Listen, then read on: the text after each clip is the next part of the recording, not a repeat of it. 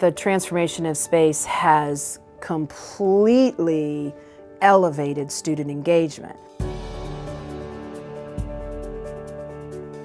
How do we provide the environments that kids need? Sometimes to be in their caves and be private, sometimes to be at the watering hole and working in small collaborative groups, and sometimes in cross-pollination where they're able to really share their work and work with each other. My kids love to be under things, behind things, around things. We have 5-gallon buckets in my room that we sit on. We sit on crate seating that I made in my backyard out of a crate and some plywood and some foam. And I also just threw a lot of pillows on the floor. Offspring is like a baby squirrel. Is that something that might be important to your research? It might be important. From day one, I've said, you may sit anywhere you like as long as you're safe in our classroom. That's working out really well. Keep on going. We're really looking at how do we support kids working collaboratively. And we can't do it if we're isolated in rows and every kid's an island. The first thing that has to happen is the teacher has to have a vision for their room and a willingness to say, I'm going to throw out some of this stuff. I don't need this traditional schooling equipment.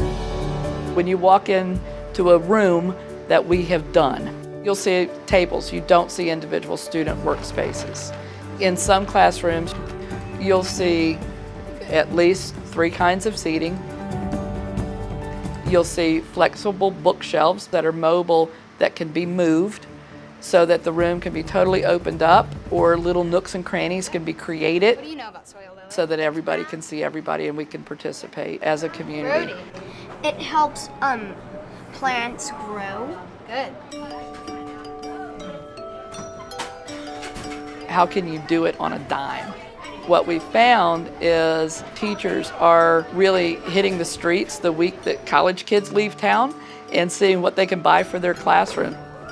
This is what I'd like you to accomplish today. Beginning of the year is a good time to ask. If any of you have a couch or a chair that you have just sitting around, the kids would like to read on it, and it could be a reading corner. And that's how I started. And then it grew and grew because it was so successful. You're good at finding facts, she's good at typing. I love it. When the students walk in the room, I'll say, sit where you work the best. When I get down into a couch and more comfortable, it's almost like it's a bit distracting. It's not exactly the environment I want to be working in, but for the other people, clearly they have their optimum working environments. Miss Harris lets us choose, and also since she lets us choose, we ultimately choose what's best for us. We work better together and individually.